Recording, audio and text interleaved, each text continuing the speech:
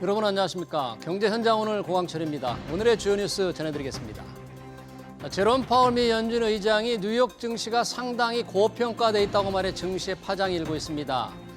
파월 의장은 금융정책이 목표한 방식대로 금융 여건에 영향을 미치는지를 점검하는데 여러 지표를 볼 때 주가는 상당히 고평가돼 있다고 말했습니다. 엔비디아의 오픈 AI 투자 계획에 대한 의구심으로 투자 심리가 약해졌던 뉴욕 증시는 파월 의장의 발언으로 낙폭을 확대해 나스닥 지수가 1% 가까이 떨어졌습니다. 국제통화기금 IMF가 올해 우리나라 경제 성장률 전망치를 0.8%에서 0.9%로 소폭 높였습니다. 내년 성장률 전망치는 지난 7월과 같은 1.8%로 유지했습니다. 동시에 구조개혁을 가속화하고 장기적인 재정 건전성 노력이 필요하다고 강조했습니다. 공정거래위원회가 치킨, 커피숍, 빵집 등 프랜차이즈 가맹본부가 점주단체 직접 협상 요청을 의무적으로 수용토록 가맹사업법 개정을 추진합니다. 공정위는 이를 위해서 일정 들 이상의 점주가 참여하는 단체를 공정위에 등록토록 해 대표성을 갖도록 할 방침입니다. 창업 과정에서 가맹본부가 필요한 정보를 제공하는 정보공개서 공시제도도 도입하기로 했습니다. 금융노조가 근로시간을 4시간 줄이는 주 4.5일제 도입 등을 촉구하며 26일 총파업을 예고했습니다. 일각에선 현실성이 떨어지고 고객 불편만 커질 것이라는 우려가 높은데요. 때마침 정부도 노동시간 단축을 위한 로드맵을 만들겠다고 나섰죠. 노동시간 단축, 우리 경제가 감당할 수 있을지 이어지는 집중 진단에서 살펴보겠습니다. 경제 현장 오늘은 SBS 비즈 앱과 유튜브에서도 실시간 시청 가능합니다. SBS 비즈 앱을 다운받아 시청하면 더 많은 정보와 뉴스를 볼 수 있습니다.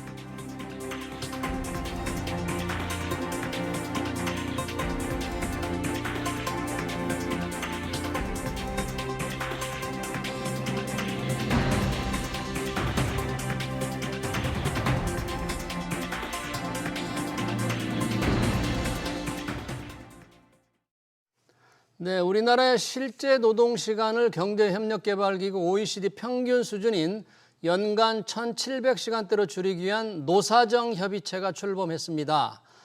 노동시간 단축 로드맵 추진단에는 양대 노총과 경총, 중기중앙회가 참여했는데요. 현장 간담회와 대국민 토론회도 한다는데 현실적인 로드맵이 나올 수 있을지 두 분의 전문가와 토론해 보겠습니다. 오계택 한국노동연구원 선임연구위원, 정영권 사회연대 포럼 대표 나오셨습니다. 어서 오세요. 네, 안녕하세요. 자, 4.5일만 일하자. 그 대신 임금 삭감은 없다. 이 제를 제도하기 위해서 정부가 시동을 걸었습니다. 오늘 노동시간 단축 로드맵 추진단이라는 모임을 가졌는데 이게 어떤 모임인지 앞으로 어떤 일을 하게 되는 건지 조영근 대표님 이게 뭡니까? 노동시간 단축 로드맵 추진단. 네, 뭐 우리의 노동 시간이 장기간 노동이라는 건 누구나 다 알고 있었고 점진적으로 이제 현재 축소되고 있는 그런 상황이었고요. 네.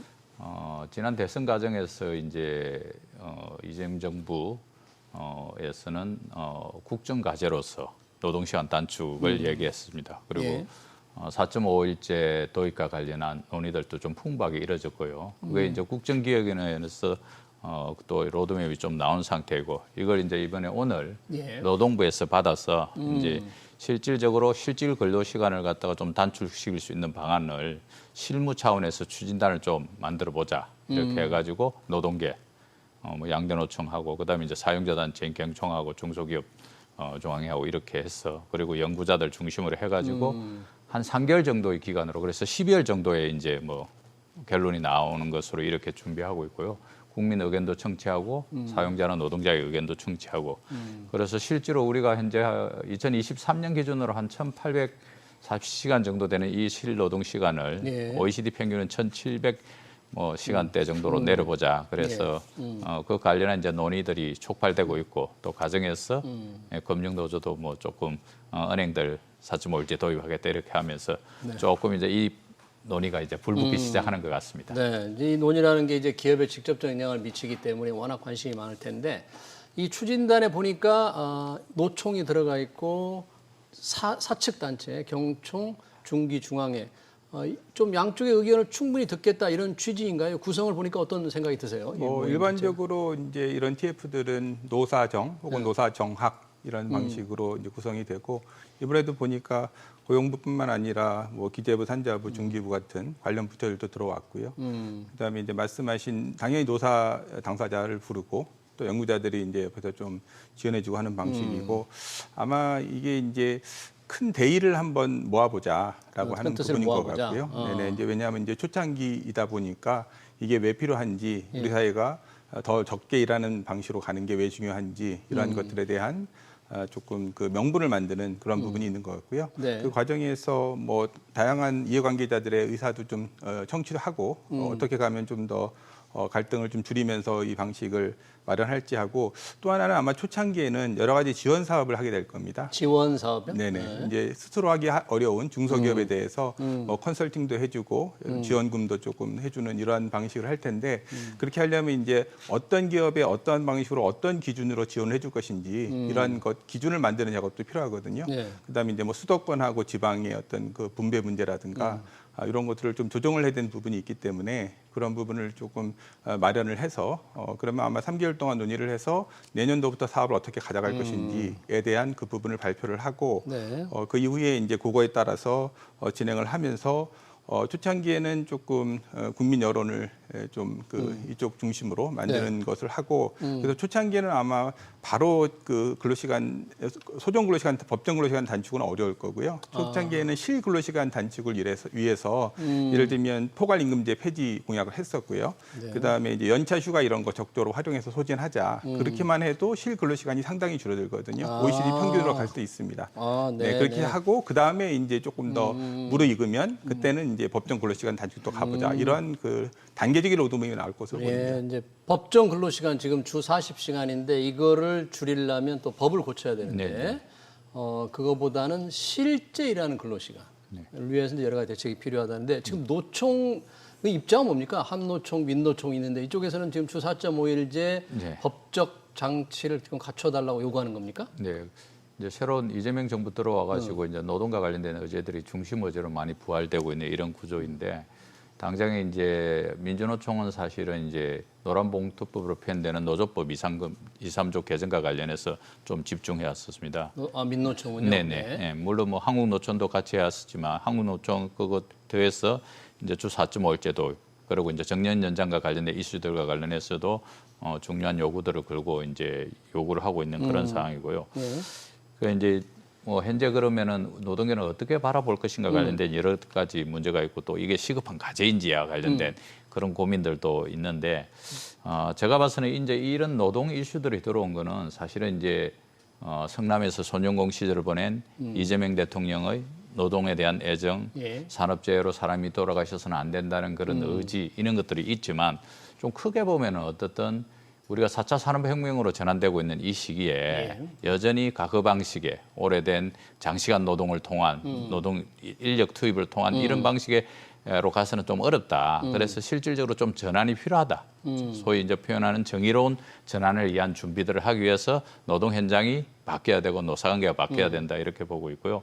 그런 과정에서 이제 노동부에서 추진하고 있는데 저는 대단히 좀 중요한 의미를 바라보고 있는 게 예. 우리 사회의 사회적 대화가 꽤 긴 시간 동안 멈춰 있었습니다. 경제사회노동위원회를 대화가. 중심으로 예. 이 대화가 안 됐는데 예. 이번에 노동부가 주관하고 사실 한 본부장급, 국장급 정도의 노사정이 모여서 하지만 그럼에도 불구하고 경사노위를 통하지 않고 정부가 주도해서 노사정 이렇게 들어오고 정부 속에서는 앞서 말씀하신 대로 뭐 기재부나 산자부나 해당 부처들도 이렇게 네. 스포트를 많이 하는 이런 구조에서 모처럼 노사가 노동시간과 관련해서 가까이 단기적으로 해야 될 대책들 아까 말한 실근로시간 단축, 포괄임금제 폐지, 뭐 연차를 갖다 적극적으로 쓰는 방안 이런 것부터 시작해서 궁극적으로는 이제 노동시간을 줄이는 방향으로 가기 위한 이런 노력들까지 포함한 합의가 나오면은 뭐 합의만 될 수 있는 안이 나오고 그거에 따라서 서로가 양보하고 타협하는 이런 모습 보이면은 궁극적으로 우리가 꽤 긴 시간 동안 사실은 노동개혁을 못 해왔는데 이번 정부 내에서는 그런 노동개혁을 이제 만들어낼 수 있는 그런 마중물 단초가 되지 않을까 기대하고 지켜보고 있습니다. 네, 노사정이 이제 모처럼 대화를 시작했다. 그리고 주 4.5일제 근로시간 단축, 실질 근로시간 단축을 위한 이제 뭔가 구체적인 긴 장기 계획, 로드맵이라고 하잖아요. 그걸 이제 만들 수 있는 이제 준비에 시작했는데 사실 아마 근로자들이라면 같은 월급을 받고 4.5일 그러니까 36시간인 거죠. 그렇죠. 네. 4시간 지금보다 4시간 적게 일하는 걸 누구나 원할 텐데 우리 경제라는 기업 현실에서 지금 이 4.5일제 도입이 좀 시급한 과제일까요? 뭐 노동 정책이라는 게 일반적으로 그거 안 한다고 해서 당장 내일 무슨 일이 일어나는 그런 정책은 아닙니다. 예. 그래서 이제 중장기적으로 필요한 부분인데, 근데 이제 대표님 말씀하셨듯이 이게 이제 노동시장 개혁이라고 하는 것은 계속해서 노동시장 환경도 바뀌고 기술도 바뀌고 세상 속이 바뀌기 때문에 그것에 맞게 바꿔나가야 되는데, 다만 문제는 노동이나 고용 정책은 내일부터 시행한다고 해서 이렇게 바로 될 수 있는 게 아니거든요. 예. 왜냐하면 상당한 정도의 준비와 노사의 어떤 그런 준비가 있어야 되고 예. 또 정부가 지원할 수 있는 부분들을 미리 마련을 해서 해야 되기 때문에 그래서 이게 중장기로 필요한 과제라고 할지라도 준비는 지금부터 해야 됩니다. 지금부터 준비를 해도 5년 후, 10년 후에 해야 그게 제대로 정착될 예. 수 있는 그런 특성을 가지고 있기 때문에 예. 그래서 지금 논의를 시작하는 게 맞고요. 그래서 말씀드린 대로 소정 근로시간을 법정 근로시간 자체를 줄이는 거는 조금 더 이 뒤에 부분이라도 조금 실 근로시간을 줄일 수 있는 현장의 어떤 그런 방안들이 있다면 그런 것들부터 미리 시작을 해서 실천을 하자. 그렇게 하면서 차차 이제 그쪽으로 접근해 가는 거고요. 예. 그다음에 이거 관련해서 사실은 이게 근로자들한테는 사실은 임금이 굉장히 중요한 부분이고, 그렇죠. 기업의 입장에서는 사실은 이제 생산성 대비 시간만 줄어들면 반대로 임금이 20% 오르는 그 방식이 될 수 있기 때문에 사실 이 부분을 해결하지 않으면 사실 노사의 의견이 접근하기 쉽지 않습니다.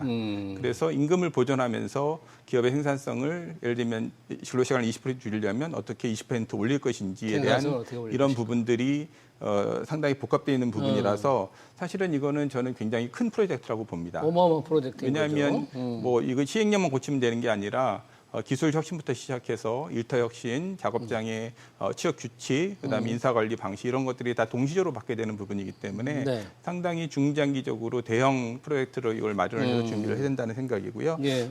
관련해서 지금 이제 경기도에서 시범 사업을 하고 있습니다. 경기도에서요? 예, 한 80개 정도 중소기업에 대해서 컨설팅도 하고 지원금도 주면서 예.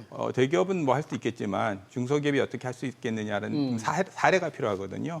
그래서 이제 좀 그 할 수 있는 기업들을 모집을 해서 어떤 게 필요한지 어떤 부분을 지원해주면 할 수 있는지를 해서 중소기업도 이렇게 하면 근로시간 단축할 수 있다라고 하는 그런 일종의 모범 사례를 만드는 그런 작업을 하고 이걸 통해서 노동시장에 우리 중소기업도 할 수 있습니다라고 하는 그런 시그널을 보낼 수 있는 그런 준비 작업을 하고 있습니다. 네, 워낙 이제 거대한 프로젝트에서 많은 준비가 필요하다고 하는데 누구나 참 원하는 건데 과연 이 법적으로 일하는 법정 근로시간을 지금 40시간에서 4.5일제 36시간으로 줄인다면 실제로 좀 글로벌 추세는 어떻습니까? 법정 근로시간이 이렇게 40시간 밑으로 정한 나라가 좀 많이 있습니까?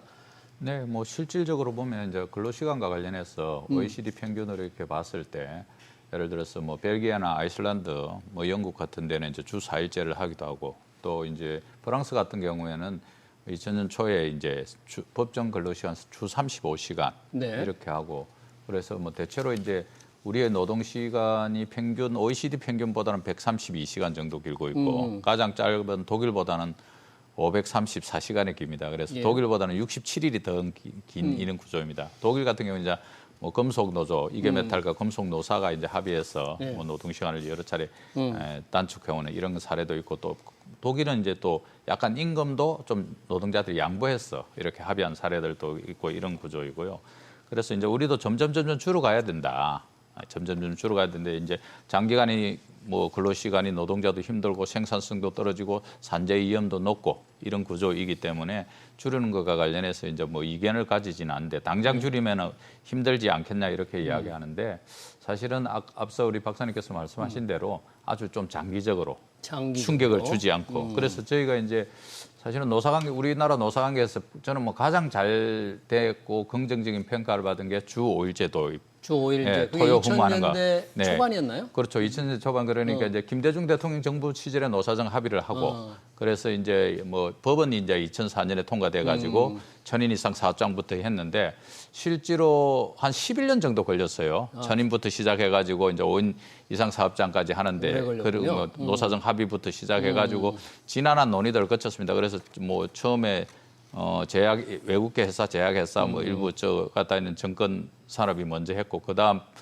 이제 해외 은행이 이제 하고 그리고 이제 100인 이상 기업들, 그다음에 또 이 하는 과정에서 가장 좀 문제가 됐던 게 초중고들은 또 실제로 법정 교육 수업 일수가 있어가지고 그렇죠. 그것도 또 있고 이래서 말씀하신 대로 대단히 거대한 프로젝트고 국민적 동의를 구해야 된다. 그런데 실제로 그걸 해보고 나니까 모두 행복하다, 사실은. 그리고 실제로 생산성 등도 높아지고 연구에 따르면 그다음에 이제 또 여가 시간도 많아지고 이러면서 또 그쪽 분야의 산업들이 늘어나기 시작했고 이렇기 때문에 이것을 서로가 좀 힘을 모아서 가야 된다. 옛날에 주어올 때 할 때 우리 경영계에서 이야기한 게 삶의 질을 높이려다가 삶의 터전을 잃습니다. 터전을 잃는다. 그 이야기 아주 유명하지 않습니까? 지금도 아마 주 4.5일제 좀 강행한다 그러면 그런 불만들이 좀 많을 당장에 거예요. 이제 하지도 중소기업들 않겠지만 경우는. 어쨌든 좀 지혜를 모아가지고 가야 되고 이제 뭐 노동 생산 가능 인구도 줄어들고 있고 특히 요즘 뭐 4차 산업혁명 AI 이야기하면서 궁극적으로 이제 피지컬 AI 로봇이 들어오는 이런 과정 등등 다 관련해서 좀 거시적으로 멀리 내다보면서 한 발 한 발 좀 합의하면서 가면은 양질의 일자리도 좀 만들 수 있으리라 이렇게 보고 있습니다. 근로시간을 줄이면서 우리가 똑같이 생산을 하면 얼마나 좋겠습니까? 그게 목표여야만 되잖아요. 그러려면 시간당 생산량이 많아져야 되는데 아까 우리 생산성 문제를 얘기해 주셨는데 우리가 생산성이 좀 낮다 이런 데 분석이 있는데 오래 일하니까 생산성이 낮은 게 아니냐 결과적으로 이렇게 주장하는 분들도 있고 우리가 좀 기업들의 여러 가지 뭐 자동화란 이런 모든 면에서 생산성이 아직 좀 부족하다는 건데 우리나라 노동 생산성을 다른 나라와 비교해 보면 지금 어느 정도 된다고 봐요? 그거에 앞서서 그냥 덴마크 사례 좀 독특한 게 있어서 하나 말씀드리고 싶은데요. 덴마크요? 네네. 네. 왜냐하면 덴마크는 법정 근로시간이 없습니다. 보정 근로시간이 없어요? 예, 그냥 기업이 노사 자율 정하면 됩니다. 노사 자율로. 네, 그쪽이 이제 스카다르비아 모델이라고 그래서 국가보다는 노사가 자율적으로 정하는 그 노동 그 환경을 스스로 만들자고 하는 것으로 해서 또 노사 협약으로 정합니다. 그리고 그래요? 대부분을 보면 한 37시간 정도로 정하는 게 있습니다. 노사 협약으로 자연스럽게 네네네. 정하다 보니까 그거는 이제 37시간. 그쪽의 역사적 전통이 있어서요. 예. 좀 독특한 사례라 말씀을 드렸고 말씀하신 생산성은 이제 OECD 통계를 보면 2022년 통계인데요. 예. 우리나라가 OECD 38개국 중에 33위입니다. 꼴찌 수준이네요. 네, 한 뒤에서 5번째 정도인데요. 그래서 우리 밑에 있는 국가들이 그리스, 칠레, 코스타리카, 멕시코, 콜롬비아. 이제 우리가 세계 경제 10대 대국인데 사실 그거에 보면 좀 아쉬운 그런 부분이고요. 예. 그 수치를 보면 이제 미국이 22년 기준으로 77.9달러로 우리보다 한 2배 정도 수준이고요. 이제 우리나라가 44.4달러였고요. 예. 그다음에 높은 게 독일이 이제 68.1달러, 프랑스 65.8달러, 영국 60.1달러, 일본 49.1달러 이런 수준이거든요. 이제 농생산성 시간당 농생산성이 높아지려면 두 가지 중에 하나가 돼야 됩니다. 네. 하나는 분모에 있는 GDP가 전체가 높아지면 당연히 높아지고요. 국내 총 생산이 높아지거나 네, 아니면 분자에 있는 근로시간이 줄어야겠죠. 분모에 있는 근로시간 줄면 시간당 노동생산성 올라갈 수 있죠. 예. 네, 그래서 근데 이제 GDP는 사실은 이제 우리가 10,000달러에서 20,000달러, 30,000달러는 비교적 빨리 쉽게 갔는데 사실 30,000달러는 그보다 오래 걸리거든요. 왜냐하면 지금 코로나 시절에는 저희가 마이너스 성장을 했고 지금 경제 성장률 1%, 2% 중간 가는 것도 굉장히 많은 노력이 필요한 그런 상황이라서 4만 달러 가는 거는 사실은 쉽지는 않습니다. 그런 상황에서 분모를 높이는 거는 사실 좀 쉽지 않은 그런 부분이 있고요. 그리고 이제 근로시간 부분은 이제 지금 이제 줄이려고 노력을 하고 있는데 그것도 생산성이 줄어들지 않는 방식으로 근로시간이 줄어야만 생산성에 도움이 되겠죠. 그렇죠. 네, 만약에 같이 줄어버리면 아무런 변화가 없는 거고요. 네, 그래서 그리고 이제 아까 전에 말씀하신 정년 연장이나 이런 부분들이 좀 이루어져서 더 오래 일하는 방식으로 바뀌면 아무래도 GDP 성장에는 좀 도움이 될 수 있을 겁니다. 한 사람이 더 늦게까지 일할 수 있는. 네네, 더 오래 일하게 되면 그런 부분은 좀 도움이 될 수 있고요. 그래서 이게 사실은 근로자 입장에서는 뭐 당연히 많은 근로자들이 원하는 방식일 겁니다. 더 오래 일하면서 노동시장에서 더 오래 활동하면서 뭐 경제적인 여유도 누릴 수 있는 부분이 있지만 기업의 입장에서는 말씀드린 대로 생산성 문제도 있고요. 생산성과 연동된 임금 문제 등이 해결되지 않으면 기업은 상당히 선택하기 어려운 부분이 될 수 있습니다.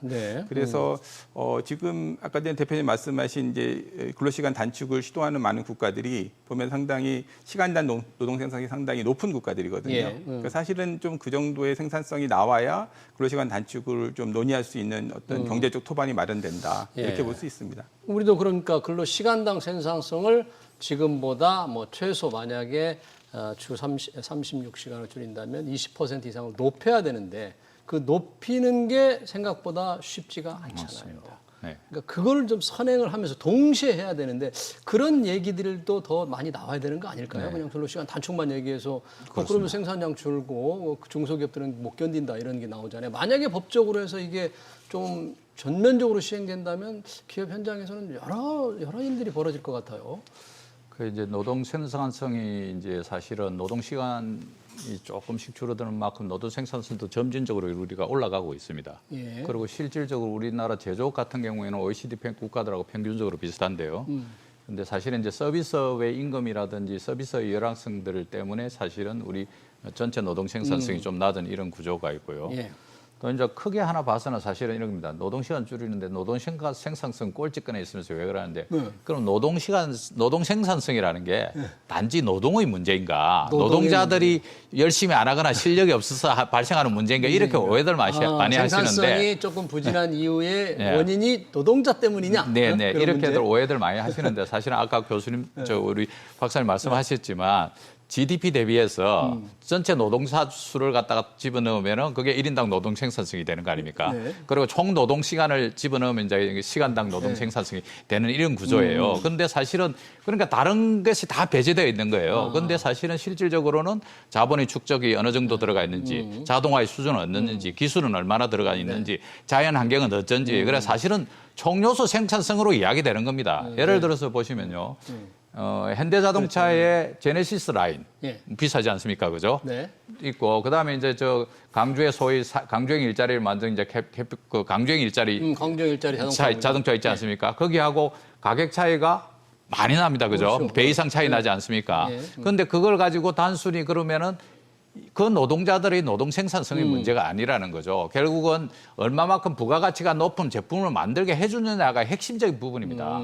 예를 들어서 벤츠나 BMW나 예. 우리 우리나라 자동차 이제 우리나라 자동차 좋아져 가지고 이제 그나마 많이 쫓아왔지만 그 비교가 안 되는 부분이거든요. 그러네요. 그래서 네. 생산성의 문제가 노동자가 비단? 열심히 일을 안 하거나 노동 시간이 뭐 작게 하거나 이런 것이 아니고 자본이 축적되거나 기술이라든지 그다음에 뭐 자동화라든지 이런 것들이 다 포함되는 이런 생산성을 말하는 거기 때문에 총 요소 생산성. 총 요소 생산성으로 봐야 되기 때문에 이게 예. 노동자가 열심히 일하지 않다. 우리나라 밖에 나가서 보시면 알겠지만 미국 최근에 조지아 사태도 그렇지만 미국 노동자들 열심히 일 안 한다는 거죠. 시간 되면 간다는 거죠. 그래서 미국 노동 이직률도 되게 높다는 거 아닙니까?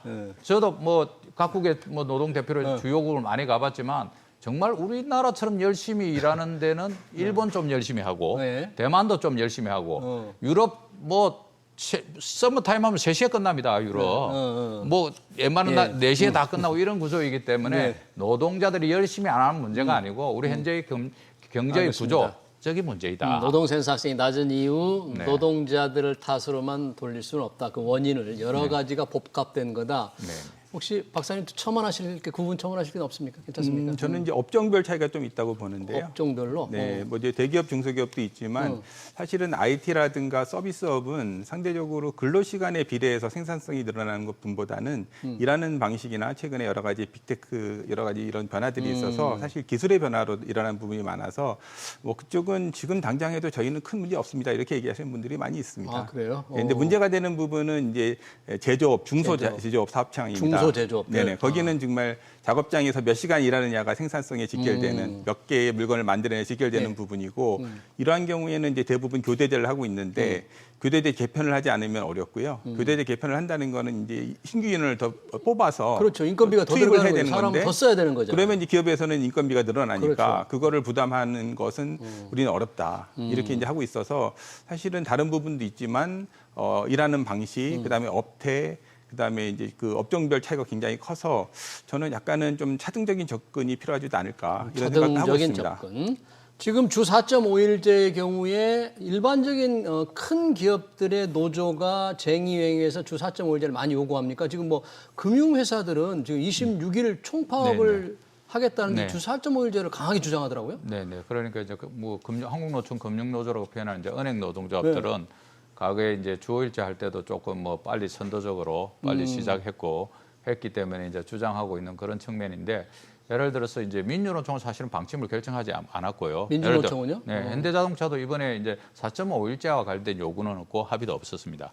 사실은 이제 정년 연장과 관련된 부분은 지금 베이비 부모들이 지금 은퇴해야 되고 회사 입장에서도 수요가 있다 보니까 정년 연장과 관련된 부분들은 이제 합의가 있습니다. 그래서 정부가 법안을 만들어서 이제 어느 정도 진전이 있으면 회비체를 굴려서 신속히 대응하자 이런 합의들을 갖다 현대자동차도 합의를 만들어내는데 그런 구조이고. 이제 은행 노동자들 같은 경우에는 실질적으로 이제 뭐 노동조합들이 열심히 노력하고 해가지고 PC 오프 등등으로 과거에는 사실은 이제 은행이 문을 닫고 밤 10시까지도 일하고 이런 구조였는데 이제 PC 오프 통해 가지고 뭐 6시 넘어가면 퇴근할 수 있는 구조도 짜고 해가지고 많이 줄어들어 있는 이런 구조인데 은행 노조 입장에서는 은행이 좀 줄어들면 전체적으로 노동 시간이 줄어들면서 일자리도 좀 창출되고 그리고 삶의 질도 좀 나아지고 뭐 이런 부분과 관련한 것을 갖다가 이제 뭐 좀 요구하고 있는 상태입니다.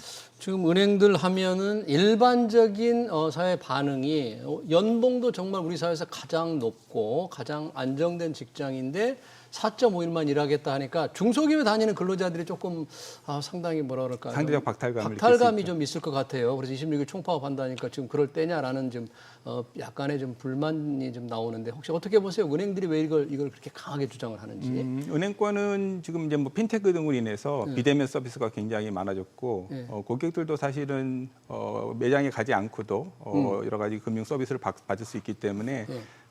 사실은 뭐 근로시간에 대한 수요는 상당히 줄어든 것으로 보입니다. 그래서 기술적으로는 상당히 가능한 부분이 있는데 다만 이제 말씀하신 대로 이제 국민 여론의 문제인데요. 은행권이라는 게 특히 뭐 이제 성과급 문제도 있고 이제 그 고객이 되는 중소기업은 어려운데 금융권만 이렇게 여러 가지 혜택을 누리면 그것에 대한 국민의 어떤 질타나 따가운 시선 등이 있어서 그래서 아마 이제 그러한 그 국민 여론을 좀 그 신경 쓰는 부분이 있는 것 같고요. 다만 이제 한국노총에서 금융권 중심으로 하는 건 금융권이 상대적으로 여건도 좋고 그러다 보니까 여건이 좋은 그 분야부터 조금 시작을 해서 다른 분야에 조금 파급 효과를 하자, 확산을 시키자라고 하는 전략을 좀 활용하고 있는 게 아닌가 싶습니다. 여튼 이제 4.5일제 근로시간 단축을 위한 추진단이 만들어져서 이제 발진을 했는데 뭔가 이제 사회적 합의를 이루어야 되잖아요. 네. 어떤 방향이 바람직하고 좀 선결 과제가 있다면 노동계 어떤 게 필요할까요? 그 이제 합의라는 것이 사실은 이제 뭐 하는 과정이 의미 있게 출발하지만 합의가 잘 되면 좋은데 합의가 안 되면 갈등이 더 증폭되는 경우도 있지 않습니까? 그래서 첫 번째는 양쪽 다 서로 욕심을 좀 내려놔야 된다. 욕심을 내려놓고. 욕심을 놔야 된다. 그래서 예를 들어서 뭐 노동계 입장에서는 당장에 법제화하면 좋겠고 사실은 그런 희망을 가지고 있지만 아까 말한 대로 뭐 가는 과정, 업종별 차이, 그리고 뭐 규모별 차이 이런 것도 있는 것이고요. 당장 우리 경제가 어느 정도 받아들일 수 있는지와 관련된 부분 등등이 있습니다. 그다음에 이제 뭐 사적 입장에서는 여전히 기업의 부담, 뭐가 관련된 부분을 갖다 부인할 수 없는 그런 부분들이죠. 그래서 예를 들어서 뭐 자동화의 진전이 좀 있다든지 이러면 할 수 있겠지만 현재 구조에서 인력을 더 쓰기는 어려운 이런 구조고 우리가 문재인 정부 때 52시간도 해봤지만 노동시간 단축하면 일자리 창출될 줄 알았는데 효율성만 가하고 일자리는 거의 안 늘었단 말입니다. 그런 사례도 이렇게 만병교사해야 된 이런 상황이기 때문에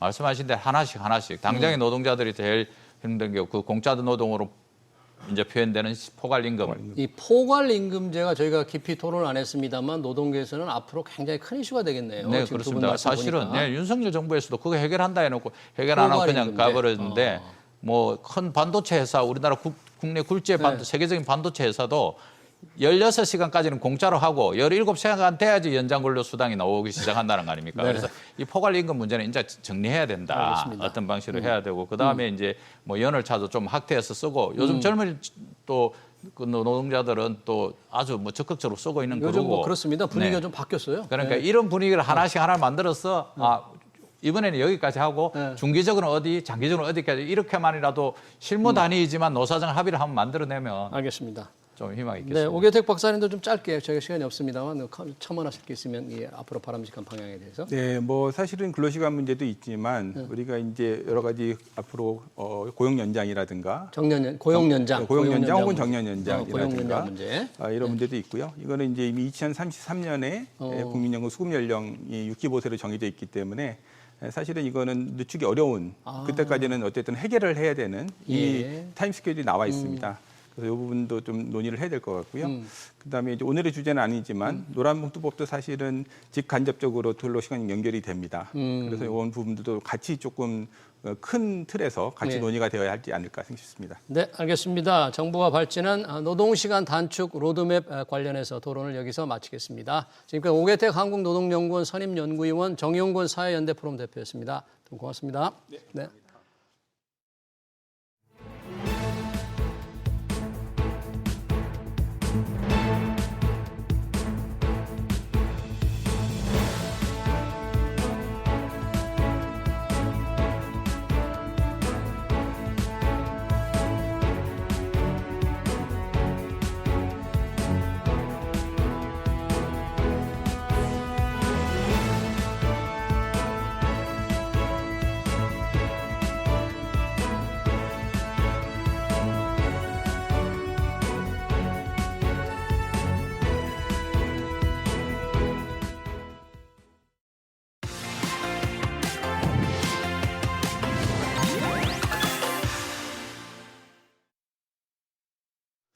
네, 임신부에게 그나마 안전한 약으로 알려진 해열 진통제가 타이레놀인데 트럼프 미 대통령은 타이레놀이 태아의 자폐증을 유발한다며 먹지 말라고 주장합니다. 세계보건기구 WHO는 연관성이 없다고 발표했는데 전 세계 제약업계는 긴장하는 분위기죠. 국내 맘카페에도 불안감을 호소하는 글들이 줄을 잇고 있습니다. 실제 전문가들은 이 문제를 어떻게 보고 있는지 방준석 숙명여대 약학부 교수 모시고 얘기 들어보겠습니다. 교수님 어서 오십시오. 네, 안녕하십니까.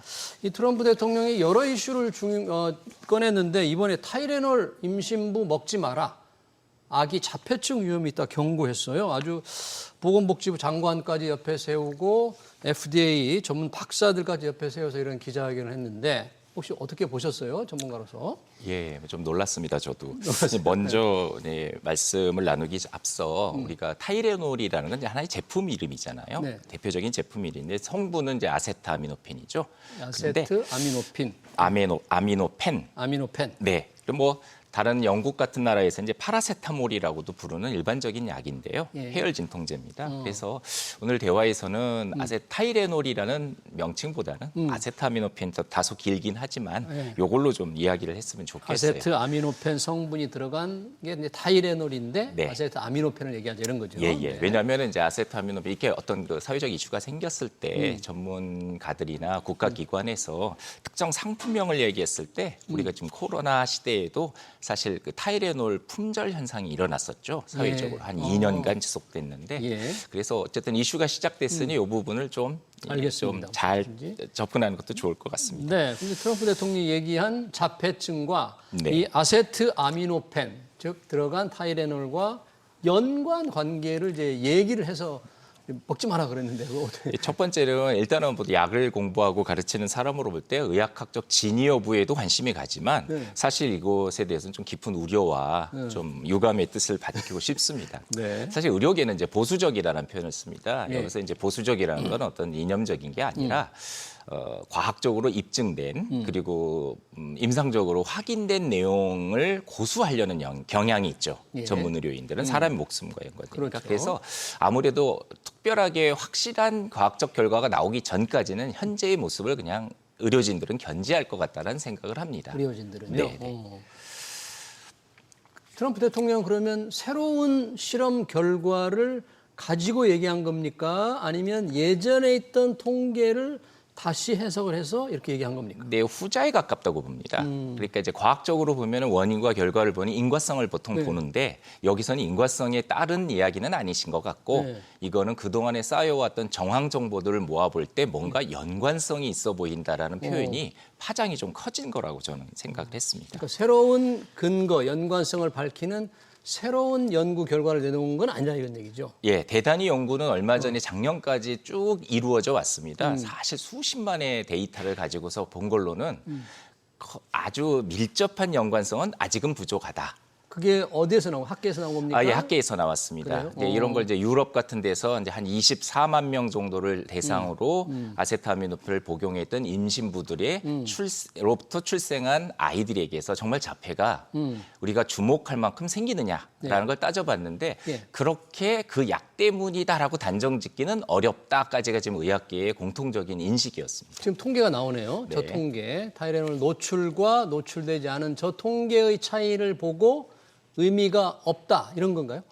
네, 아직까지는 단정 지을 수는 없다라는 것으로 더 정확한 표현이 되겠습니다. 단정 지을 수 없다. 예. 근데 트럼프 대통령 뭘 믿고 인과관계가 있을 것 같으니까 먹어서는 안 된다는 거는 이제 FDA를 통해서 제약사에 네, 보낸다. 네, 네. 뭘 믿고 그럴까요? 뭐 좀 진행이 돼 봐야 알겠는데요. 아무래도 좀 어떤 여러 가지 목적을 가진 상황이 아니었을까라는 생각을 합니다. 목적이요? 예. 무슨 목적을 가지고 있을까요? 좀 말씀드리기가 좀 그렇긴 한데 사실 한 2000년대 초반에 어린아이들 태어난 출생아들에게 필수적으로 넣는 수많은 필수 예방 접종 약들이 있지 않습니까? 백신이요? 예, 백신이죠. 예. 그 백신에 그것도 물약이기 때문에 오래 두면은 이제 균이 오염될 수도 있고 하기 때문에 이걸 보존제로 즉 방부제를 넣어서 만듭니다, 약제를. 아, 그게요? 근데 예. 그 방부제 성분이 치메로살이라는 은이 포함된 성분이었는데 한때 그러니까 20여 년 전에 그 치메로살이 맞은 그 백신을 맞은 아이들에게서 자폐를 유발한다라는 게 의학계의 아주 센세이셔널한 사건들이었죠. 네. 근데 결국은 궁극적으로는 그 보존제가 들어간 백신을 맞았다고 자폐가 되는 거는 아니다라고 결론은 났는데 예.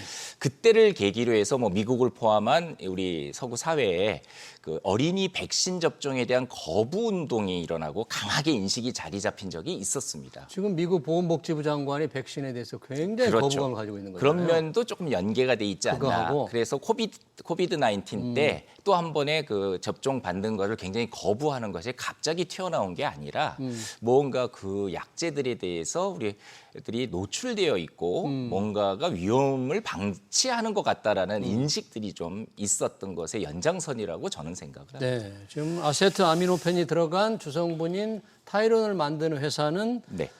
캔뷰라는 회사네요. 네네, 존슨앤존슨의 뭐 자회사라면서요. 네, 맞습니다. 이 회사에서는 이 트럼프 대통령의 이 발표에 대해서 어떤 반응을 내놨습니까? 이제 의약품이 만들어지게 되면 신약의 특허권이 있지 않습니까? 네. 이제 그 한 15년, 20년 지나면 다 소멸이 되기 때문에 그다음부터는 마음 놓고 복제약을 만들게 되죠. 예. 아마도 전 세계에서 한 1000여 개 이상의 회사들이 이 복제약을 이제 만들어서 자유롭게 쓰고 있는 예. 보편적인 약이죠. 그럼에도 불구하고 이게 오리지널 약을 만드는 회사에서는 이 약이 안전하다에 대한 공식적인 입장을 일단 소비자들은 기다리겠죠. 너희들의 입장은 어떠냐? 니들이 만든 약인데. 근데 이거는 이제 캔뷰사만 혼자서 책임질 수 있는 게 아닌 게 이미 안전하다고 풀어줬기 때문에 전 세계 수천 개의 제약회사들이 만들어서 베풀었기 때문에 이제 책임이 좀 분산되죠. 이 아세트 아미노펜 성분이 들어간 게 혹시 어떤 약에 좀 많이 들어가 있나요? 우리가 사실 종합감기약이라고 말하는 모든 익히 알만한 그런 진통 해열제에는 다 기본적으로 들어가 있는 약입니다. 그러니까 상당히 보편적이죠. 아, 그래요? 예, 예. 진통 해열제라는 게 뭐 타이레논이 시장 점유율이 제일 크잖아요. 예, 높다고 볼 수는 높도 있는데요. 있는데 다른 예. 경쟁 해열 진통제도 지금 그러면 비슷하게 이 성분이 들어가 있는 거예요? 예, 그렇습니다. 일단 뭐 몸살 감기약에도 들어가 있을 것이고, 예. 뭐 해열 진통제에도 들어가 있고 하기 때문에 우리가 뭐 아는 뭐 우리나라에 보편적으로 약국 가서 사서 사용할 수 있는 모든 약제에는 기본적으로 들어가 있다고 보시는 게 편합니다. 트럼프 대통령이 이제 타이레논을 막 콕 집어서 얘기했는데 네. 이 아세트 아미노펜이 정말 트럼프 대통령 주장대로 그런 문제를 유발한다면 다른 해열 진통제도 안심할 수 없다는 얘기인데 정말로 그런다는 게 좀 이해가 안 되네요. 오히려 그런 주장이 많잖아요. 학자들이나 학계에서는 임신 초기에 이 고열이라든지 이런 거를 네네. 방치하면 네네. 오히려 더 이 태아 기형으로 갈 수 있다. 네. 약을 안 먹는 게 더 문제일 수 있다는 주장도 있는데. 그런데 이제 우리가 그 고열이라는 것을 방치한다라는 거에서 뭐 의학적으로 조금만 설명을 드리면 네. 보통 우리가 고열 그러면 우리 체온이 한 36.5도로 알려져 있지 않습니까? 네. 근데 39도가 넘어가면 성인 기준으로 고열에 빠졌다고 봅니다. 39도? 9도. 그리고 3개월 미만 아이들까지는 그렇게 보는데 3개월이 지난 아이들서부터는 성인들은 39도 이상 넘어가면 고열이다. 네. 진통해열제를 쓴다. 그리고 신생아들은 3개월 미만 아이들은 38도가 넘어가도 위험하다라고 이야기를 하죠. 아, 38도. 그러니까 이런 온도에 이런 고열에 빠질 수 있는데 임신부들이 이제 이 고열을 약을 안 먹고 버티다 보면 우리가 이제 임신부들의 태아는 굉장히 세포 분열이 빠른 성장하고 뱃속에서 성장하는 단계인데 엄마가 고열이 나고 여러 가지 생리 반응이 일어난 것이 그 아이가 형성되는 데 영향을 줄 수도 있다. 그래서 심지어 기형을 유발할 수도 있으니 아세타민오펜 무섭다고 진통해열제 안 먹으면서 고열을 버티는 것도 아이에게는 위험이 갈 수 있다라는 것을 이제 이게 풀어서 얘기한 건데 언뜻 들을 땐 소비자들이 뭐 이래도 위험, 먹어도 위험, 안 먹어도 위험이라는 거에 대해서 굉장히 불안감이 좀 커지고 있는 사태가 초래된 겁니다. 네, 그렇군요. 사실 자폐는 이 트럼프 대통령이 이런 발표를 하니까 아세트아미노펜 성분인 이 타이레놀 문제가 있다 이렇게 얘기를 하니까 많은 학자들이 그런 주장을 했다고 그래요. 자폐가 이게 유전적 요인이 큰데 꼭 이 타이레놀을 꼭 집어서 이렇게 원인처럼 얘기하면 어떡하냐. 사실 그런 거죠. 유전적 요인이 큰 겁니까 이게? 뭐 지금까지 알려진 바로는 뭐 자폐 스펙트럼을 일으키는 원인이 한 80%가 유전적일 것이다가 중론이고요. 80%가? 20%가 환경적 요인일 거다. 그런데 그 환경적 요인이 다양한데요. 환경오염 물질 같은 거에 대한 노출. 고도 산업 사회에서 그리고 말지는 못하겠지만 그다음에 또 하나는 근래에 서구 사회들의 그 만혼 분위기에 따라서 두 엄마 아빠가 나이가 들어서 하다 보면 우리 잘 알다시피 나이가 들어서 결혼해서 아이를 출산하면 좀 기형의 빈도가 올라갈 수 있다는 거 이 상식으로 받아들이잖아요. 그런 것도 영향을 주는 환경적 요인도 있을 건데 뭐가 결정적이다는 아직은 꼭 집어서 이야기를 못 하죠. 그런데 이제 유전적 영향을 한 80% 정도로 보인다 그런 얘기잖아요. 그리고 이제 우리나라에는 최근 한 10년 동안에 이 자폐 스펙트럼으로 확인되어지는 아이들의 발병 도수가 2배로 증가했다고 해요. 밝혀진 게. 우리가? 우리나라도. 그러니까 아마 서구 사회도 이런 추세가 아닐까. 그렇다면은 굉장히 이거에 대한 원인에 대한 규명에 대해서는 심각한 대상인 건 맞죠. 그러네요. 그런데 여기다가 이제 불을 딱 지른데 그 요인이 아세타미노펜이다라고 얘기를 해버리니까 이게 상당히 큰 파장이 일어난 것도 맞습니다. 왜냐하면 지금 국립 맘카페에서도 이제 자폐 아이를 둔 어머님 중에서 자기 고열 해열이 높은 열이 올라왔을 때 타이레놀을 먹은 분들이 있거든요. 그러니까 막 죄책감에 지금 시달린다는 거예요. 이게 내가 타이레놀 먹어서 애가 이리 됐나 하는 걱정을 하는 분들이 많다는데. 그러니까 현상을 보고 우리가 일반화시키는 것에는 상당히 두렵기 때문에 조금 여기에 대한 더 많은 연구가 이제부터 더 본격적으로 시작될 거다라는 생각은 해봅니다. 그래요? 그러다 보니까 미 식품의약국 FDA가 임신부 타이레놀 복용 때 자폐 확률이 높아진다. 이렇게 이제 복용 시에 약 먹을 때 주의 문구 있잖아요. 그걸 바꾼다는데 일이 되면 상당히 제약 이쪽에서는 좀 영향이 있을 것 같아요. 뭐 그럴 수도 있고 꼭 그렇지는 않을 수도 있다라고 저는 생각을 하는데요. 첫째 이제 뭐 미국은 이제 미국 FDA가 굉장히 그 큰 영향력을 갖고 있으니까 강제적으로나 아니면 권고사항으로 많은 제약 회사들에게 아세타미노펜을 생산하는 회사들에게 너희들의 제품 설명서에 위험할 수도 있다라는 문구를 넣어라라고 아마 얘기는 할 수도 있어요. 그러면은 전 세계에 있는 주요 국가들의 그 식약처 그 보건 당국들은 그 굉장히 정보 공유가 빠릅니다. 그렇기 때문에 이제 유럽도 움직일 것이고 이제 선진국들이 움직이고 우리나라 식약처에서도 아직까지는 공식적인 답변이 안 나오고 있지만 우리 식약처에서는 그러나 이제 거기에 준하는 상응하는 적절한 조치를 할 겁니다. 그러니까 경고 문구를 넣겠다라는 건데 그 경고 문구가 들어가는 것이 마치 과학적으로 자폐가 유발된다라고까지 해석할 필요는 아직은 없다라고 봅니다. 그러네요. 우리 지금 식약처에서 지금 트럼프 대통령 발표에 별다른 입장이 없다는데 보건복지부도 아직 좀 공식적인 뭐 입장 내놓은 건 없습니까? 이런 거에 대해서 좀 엉터리 결론이라든지 뭐 이게 굉장히 조심스러운데요. 이미 많은 매체를 통해서는 유관 학회의 선생님들이 이제 조금씩 개인적으로 이야기를 합니다. 예를 들면 이제 산부인과 학회의 이제 대표적인 분들, 그다음에 뭐 자폐 학회, 또 뭐 신경정신의학회 같은데 선생님들이 글쎄 이게 그렇게까지는 아닌데라는 말씀들을 하시지만 불안하죠. 이미 일어났기 때문에 상황이요. 뭐 그런 것이 이제 인과성과 연관성이라는 걸 좀 생각해 보시면 앵커께서 처음 말씀하신 것처럼 인과성은 이래서 저래, 연관성은 이러저러하니 이럴 수도 있겠어라는 건데 이럴 수도 있겠어를 문구를 넣는데 이제 일반 소비자들은 이래서 그래라고 받아들이니까 조금 우려도가 커지는 거죠. 그러네요.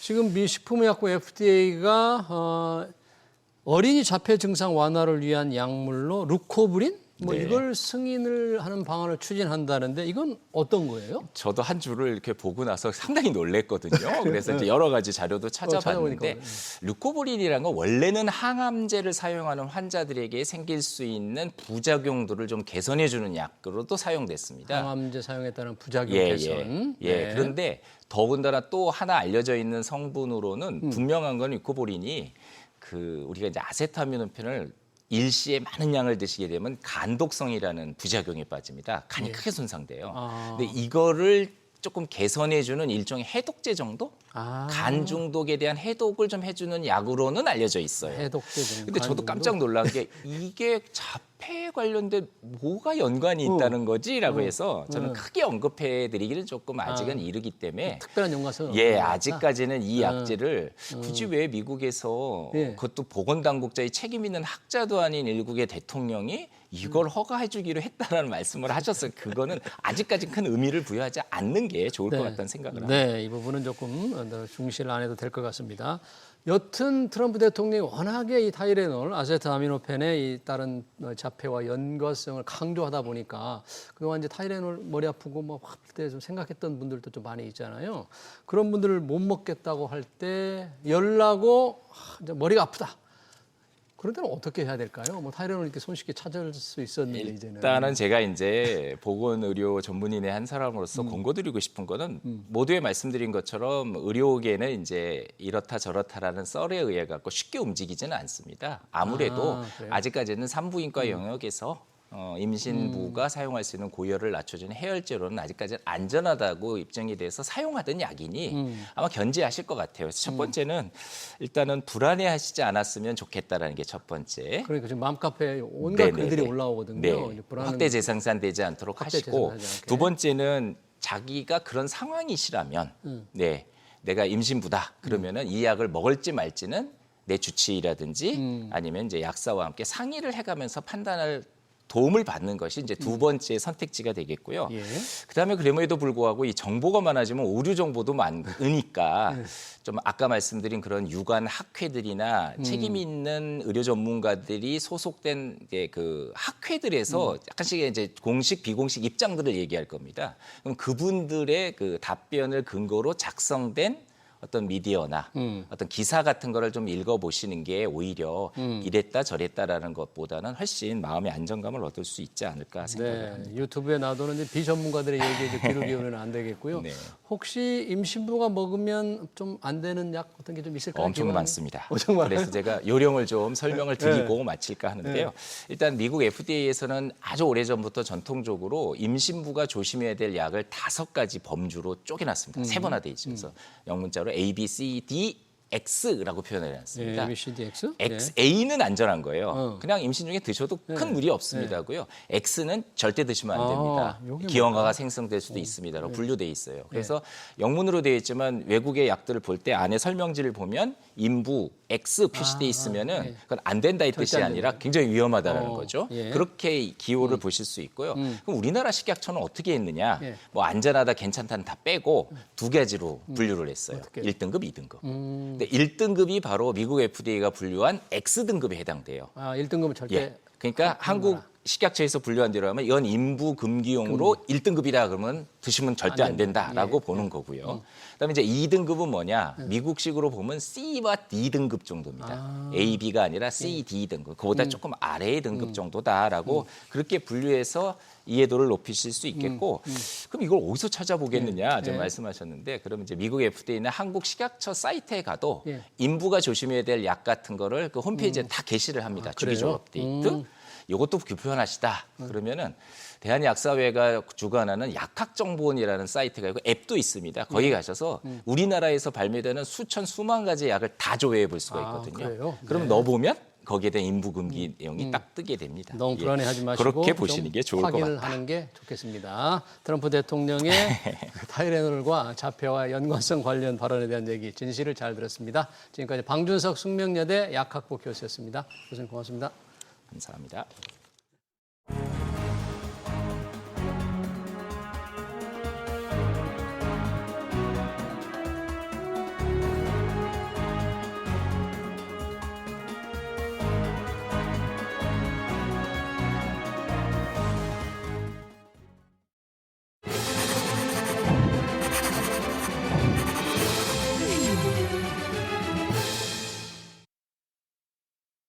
정부가 노동시간 단축을 위한 첫 발을 뗐습니다. 추진단을 출범시켰는데요.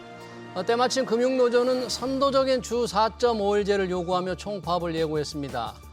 주요 대기업의 노사쟁이 테이블에도 주 4.5일제가 어김없이 올라옵니다. 노동시간 단축 장기적으로 필요하고 공감하지 않을 수 없죠. 하지만 생산성 향상 없는 시간 단축은 실적을 떨어뜨리고 경영에 부담을 줄 겁니다. 특히 중소기업들은 재앙이 될 수 있는데요. 거칠게 몰아붙일 일이 아닙니다. SBS 비즈 경제 현장 오늘 여기서 마치겠습니다. 시청해주신 여러분 고맙습니다.